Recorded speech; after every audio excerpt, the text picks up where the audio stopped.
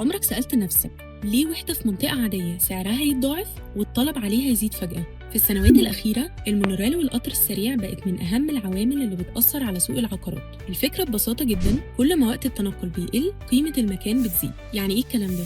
المنطقة اللي كانت محتاجة ساعة عشان توصل لها دلوقتي بقت 20 دقيقة بس. طبيعي جدا إن الطلب عليها يزيد ومعاه تبدأ الأسعار في الارتفاع. طب نطبق الكلام ده على أرض الواقع. عندنا المونوريل اللي بدأ تشغيله بالفعل، وهيكون فيه خط شرق النيل اللي بيربط ما بين مدينة نصر والتجمع الخامس بالعاصمة الإدارية الجديدة، وخط غرب النيل بيربط 6 أكتوبر ومدينة الشيخ زايد بالجيزة. وكمان عندنا القطر الكهربائي السريع، فكرته الأساسية إنه بيربط المدن ببعض بشكل أسرع وأسهل، وبيقرب المسافات بين أماكن كانت بعيدة، وهيربط بين العين السخنة والعاصمة الإدارية ومدينة العالمين الجديدة، وهيكمل لحد أسوان، ومخطط يوصل كمان لمدينة راس الحكمة. والأهم، المحطات بالفعل اتعملت وعلى أرض الواقع، والنتيجة هنلاقي ارتفاع ملحوظ في أسعار المناطق دي، وبالتالي هتكون نقطة جذب رئيسية لمشاريع جديدة. وكمان هيغير فكرة السكن أو إن شغلك يكون في المدن الجديدة عشان ضمنت سهولة في الحركة والتنقل. ولو رجعنا خطوة لورا هنلاقي إن الموضوع ده مش جديد. المترو في القاهرة أكبر مثال واضح على الكلام ده. في النهاية كل وسيلة نقل جديدة مش بس بتقرب المسافات، دي بتخلق فرص وبتعيد تشكيل خريطة العقارات بالكامل.